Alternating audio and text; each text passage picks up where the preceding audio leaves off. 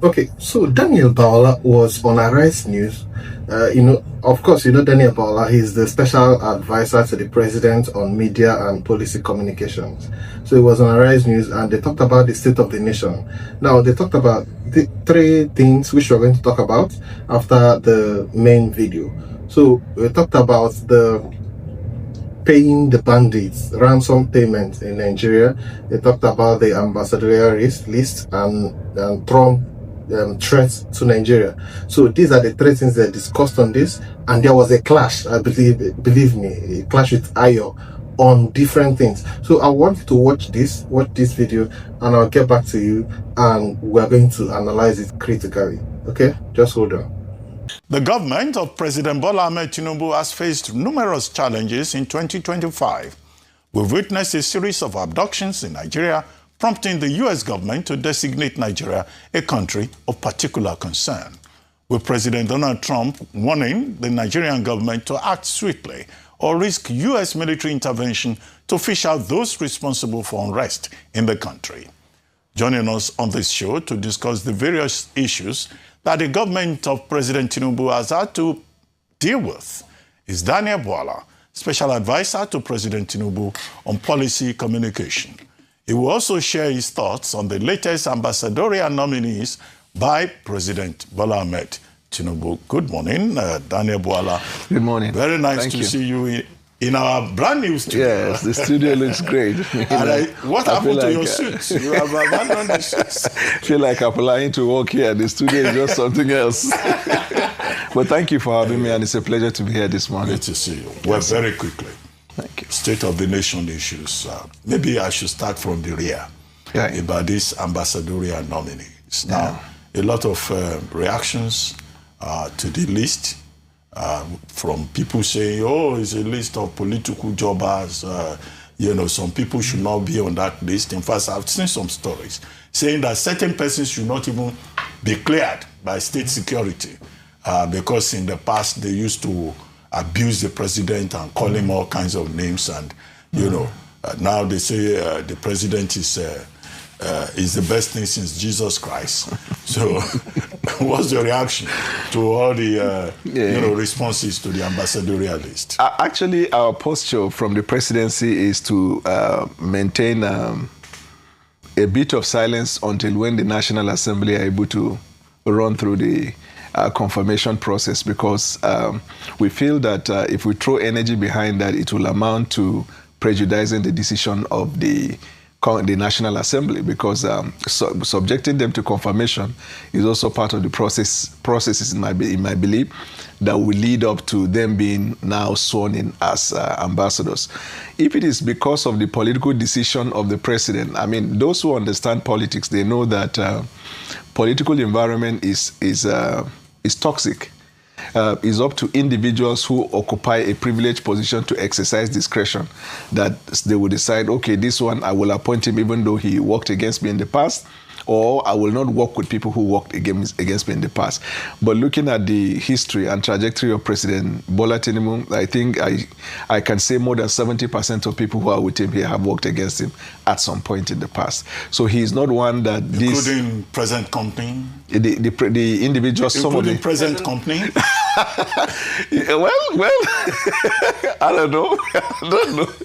But I know that as a fact, because when I first met him the 10th of January last year, as soon as I walked in, I was trying to apologize for the fact that when I left him after the primaries, he was trying to get in touch with me, and I was avoiding that. I couldn't tell an elder no, but my mind was made up. He said, no, you don't even have to go to that extent. My only pain is that if you had listened to me, you would have known that what you thought was your fear is not what is associated or identified with me, the Muslim ticket.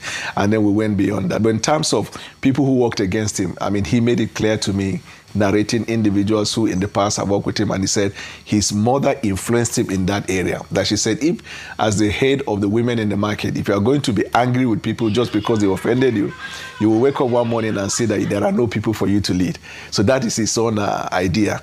But I think that whether somebody is confirmed or not has nothing to do with whether the person says something against the president, but whether the person poses a threat to national security and national interest. And these are the things that I believe that the Senate will look into. That's why we don't want to throw a weight whether for or against, until after their confirmation.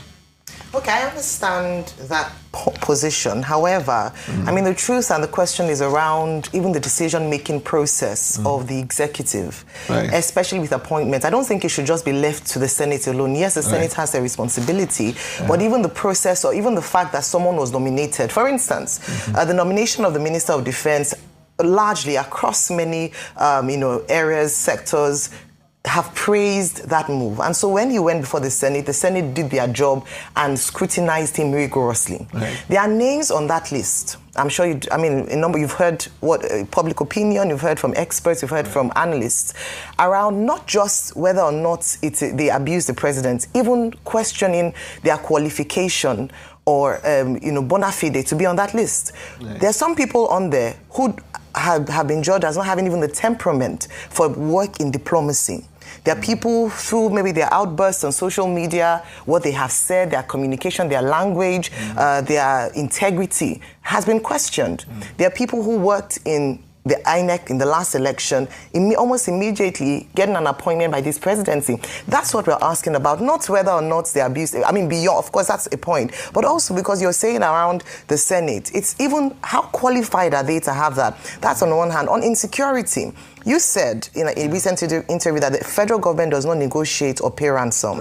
It beggars belief then how a rescue mission was organized in Kebbi State without at least an obvious show of force or any single arrest, at least to the best of our knowledge at this point. I'd like you to answer those two questions. So with respect to the former Chief of Defense Staff and now being a minister and having a widespread support is because he was in active service before now. He has never participated in politics.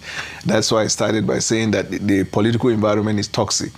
Somebody who has not been a politician will easily pass in the minds of the people. But if you have been involved in political activity in Nigeria, you must have stepped on nerves, you must have offended some people. There are people who will not want your progress.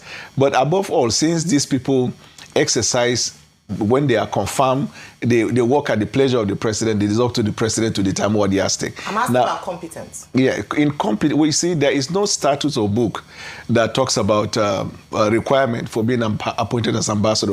That's why you have career ambassadors who are in the embassies. They can advise, they can run diplomatic issues. An ambassador is a political position appointment which a president exercises. He can choose to bring a former diplomat. He can choose to bring a pure politician. It's just like appointing somebody as Minister of Defense. Until Buhari, all of the ministers of defense, they never had any military experience. They are pure civilians. So political appointment is different. Now, in terms of whether the people have participated in a toxic environment, I mean, if you look at where we always look up to as the model of democracy, this Marco Rubio that you're saying, if you see the things he said about Donald Trump, even in the primaries, then you come to J.D. Vance, you see them surrounded. In terms of appointment of INEC chairman, in America, there are justices of the Supreme Court. Donald Trump appointed them only because they gave a judgment favorable to the Republican ideology. That was his consideration. Right. Because America did it, doesn't make it right. No, but I am saying the democracy was not handed by God. It came from them. So what we do is we modify where we can, and then where we can't, we then work with what we have. Okay, I mean, you haven't answered the question, of course. So, like temperament, outbursts, so you're saying that there was no qualification around that didn't matter when the president was appointed? I think that the basic thing is you must be adjudged fit and proper. Now, that is generic. I mean, the definition as to whether somebody is fit and proper is subjective. Somebody can say, I like the temperament of this one. Another person can say, I don't like the temperament. There are people in government right now. You can also question their temperament. Now, your choice of rice might be different from my own. Maybe you want fried and I want pure white rice. But I'm trying to suggest to you, the bottom line is the man recruiting them. Whether these people would fit, because Section 5 is clear. The executive powers of the Federation lies in the president. So he runs the government by himself or through delegation. He makes a choice of who he delegates. If he makes a bad choice, he will see it. But the beauty of democracy is that we don't go about looking for perfect people. We go about looking for people who will have to work. Even the course of work, you do anything wrong, you'll be sacked. That's how democracy is built. Even pastors. You appoint somebody, you anoint somebody as a pastor, and you thought that that is heaven on earth. He starts and then he misbehaves. Then you subject him to disciplinary measure. Democracy does not foreclose or close itself from the possibility of error. The government itself is not perfect. In the course of running governance, you take feedback from Nigerians, you adjust and you correct and you move on. Okay, so we shouldn't expect excellence or perfection from this administration. Now, going on to... that's a conclusion. No, based on... I mean, it's a summation from what you've said. No. Okay, but based on insecurity, wrong. Just so we can... On insecurity around the students. And with respect to the security... you said no ransom yes, was paid. the federal government has not paid, will not pay, and does not encourage anybody to pay ransom. In terms of determining whether ransom was paid just because the operation that was carried out was smooth and clear. I mean, if you talk to people who are from the intelligence platform, they will tell you there are many considerations in determining how hostage taking and rescue are conducted. It's not in all cases that when people are rescued from hostage operation that they must have paid money. That's why there was no exchange of gun. No, there are many other areas. I will give you one or two in a hurry.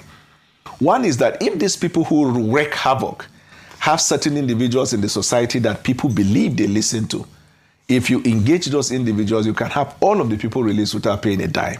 One. Two, if you have surrounded the hostage, even if you don't know the specific place where they are, but you know the scope, you have the scope of the circumference, and then they know that there is no exit for them unless they release this individual, they could release without paying money. The third consideration is what happened, I think, sometimes back during President Buhari's administration, where a governor in Nigeria paid ransom without the knowledge of the federal government, and the people were rescued. Federal government was not involved, never encouraged, but the people paid ransom and the individuals. But so what you're saying is that the federal government know people who know where the bandits are, who can negotiate with the bandits, and that's the channel they use. That's your second. Let me say something. There is a problem with making a conclusion on someone who has not said something. Inference is good, but only if the inference is okay. The first time I gave explanation, you concluded, and I never said that. I'm giving you the opportunity to but no, don't make conclusion. No. If I explain something you're not clear, you can ask, you can do follow-up. But you cannot conclude by saying, so I take it that federal government does that. No, it's wrong. Okay. Let's make progress. So let's talk about, let's continue on the issue of insecurity as it continues to dominate at the moment. The U.S. Congress continues to meet to deliberate on this, and their current position is that they feel that Nigeria is not doing enough.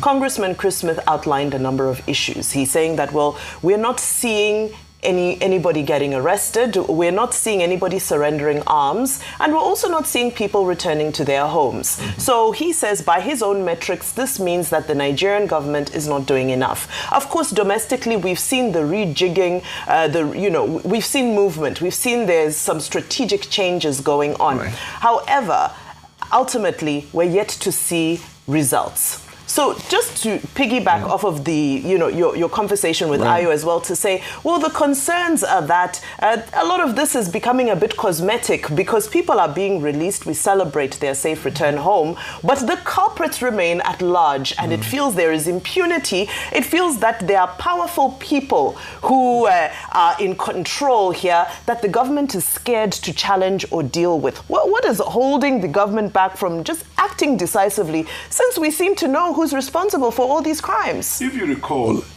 many months ago, we arrested the leaders of Ansaru terrorist organization, which some of them were in the U.S. terror list. The American government lauded us. Months earlier, we decimated some bandits, and some also surrendered, which the U.S. embassy lauded us. So we have one or two results to show. But in terms of saying we are not seeing people being arrested, people are being prosecuted, well, that's an expectation on the part of America. It's also an expectation on the part of the Nigerian people. But dealing with terrorism and intelligence-driven exercise is not one that is subjected to public opinion. It is subjected to the efficacy and efficiency of that work. We also understand the rhetorics associated with Donald Trump's style of governance. I mean, there are people, he will finish meeting with you. Tomorrow he castigates. Barely 6 hours after we met with Hexet, he phoned the Fox News and said he's not happy with Nigeria. But his tactics has been to use the bullish approach and get you to the table. I mean, Saudi Arabia is a country of particular concern, but he gave a red carpet welcome to MBS, and they signed a deal for $600 million US. He was even asking him to go beyond to $1 trillion. So we understand Donald Trump, we understand America. Well, beyond Donald Trump, what are the, because you said, it's about efficacy and efficiency. Right. What are the metrics that you're using to gauge the fact that, all these strategic reshuffles you're doing are actually being successful? Okay. What are you, so forget America's metrics. They've said theirs. What are Nigeria's metrics? So Nigerian metrics is number one. We have all of the abducted people from Kwara rescued. We consider that a success. Some people don't. We have 26 or so from KB that were rescued or recovered. Some people feel it is not enough. On the government side, we feel it's a way to go. We have these other ones from Niger that we're hoping in the coming from Niger State? Yes. That we're hoping more will come. We on the government side, we might see a success, or some people will see it differently. We have the president, ordered a security emergency and asked that police recruit 50,000, military recruits over 20,000. Police have, I think, they are deployed, or rather recall 11,000. DSS is sending people to the forest to help with the forest rangers. And then we are bringing back the Save the School initiative, where we bring students from outskirts under this arrangement of a mega school. Those ones in local government will bring them back to the unity school. If you know northern Nigeria is different from south. In southern Nigeria, one state to the other, the proximity is small. In the northern Nigeria, from one state to the other might be like from one country to another. We have large expanse of land, we have ungoverned spaces. These are the places they exploit. But we can't arrest people. What about those ones who've arrested and we're prosecuting them? What about the ones that are responsible for these rescue and recovery missions? If we have them, we arrest them. Okay. And if we arrest them, we prosecute them. The Terrorism Prevention Act is clear. In your monologue earlier, I overheard, I don't know if it was you or somebody who was saying that there is... analysis. That's I'm so sorry. Debate. Sorry, I take it back. Where... we're talking about amendment of the law, Terrorism Prevention Act, to define bandit. All has been taken care of. In 2022, there was a federal high court decision that the federal government should declare. The federal government did that. Daniel Bwala, I mean, when you are not speaking for government, you are a lawyer. That's your main calling. And now, one of the things that came out of this latest joint congressional hearing in the U.S. was the recommendation that the Nigerian government should declare Sharia law unconstitutional, and that all these Hisbah units in the 12 northern states of Nigeria should be disbanded by President Bola Ahmed Tinubu. Well, I had commented on this, but you are very familiar with the issue of Sharia law and its constitutionality. Yeah. But can even the United States dictate to Nigeria how to conduct its internal affairs? They don't have the locus. Or that the constitution should be amended. They don't have the locus. On their say-so. In doing that, it will amount to infringing on the territorial integrity and territorial right of a country. Even the threat of possible military invasion is still not consistent with the UN Convention, because there are only 3 conditions upon which another country will invade militarily. Either you are invited by that country, or you are at war with that country, or the United Nations ask you to be in that country. But all of the threats to come, it is still also a threat to sovereignty. The Sharia law is not a national law. We also practice federal system of government, although their own is more advanced. But our own also recognizes that the federal government cannot make laws for the states. But the state's power to make laws is also subject to the overriding powers of the federal government. Some of these congressmen who come from the Republican Party, they are not very detailed in the way they carry out their congressional duties. And when you are more powerful than the other, you can afford, even your misbehavior will be seen as a style. That's what is happening. But we differ with them with this idea of asking us to amend the Constitution. Nigeria is a sovereign state, has never been colonized by America anywhere. Okay. And we are not Venezuela. And we are not Venezuela. We have to go now. We have mosquitoes. But for the avoidance of doubt, that can infect soldiers. Dr. Bwala, for the avoidance of doubt, and so that you're not misconstrued, I really want to set the record in terms of your statement around. I just want you to clarify that does the federal government have people who negotiate on their behalf with terrorists? So just we don't have. Okay. And if you find out, we'll be happy to know who the people are. No, okay. All right, thank you. Yeah. It's just that question around how that was done. The federal government is even telling the governors now not to be subjected to negotiation. But you know, when it comes to individual families, you cannot, if somebody's child or children are in abduction, despite what federal government says don't do that, they can decide to do without the knowledge of the government. But it's not a state policy. Okay. Because Bayo Nanuga said they called them. Yeah, because there's many gaps. I wish we had more time. There are many gaps. Show. You know, it's just almost a miracle that they got the girls. I mean, and we love it that they are rescued. But it's just that question. There's just a big gaping gap there around what really happened. Like but thank you so much. No, not at all. We want answers. I think the public, we owe it to the public to give them, clarity on the government's policy on handling insecurity in Nigeria. Thank you very much. So much.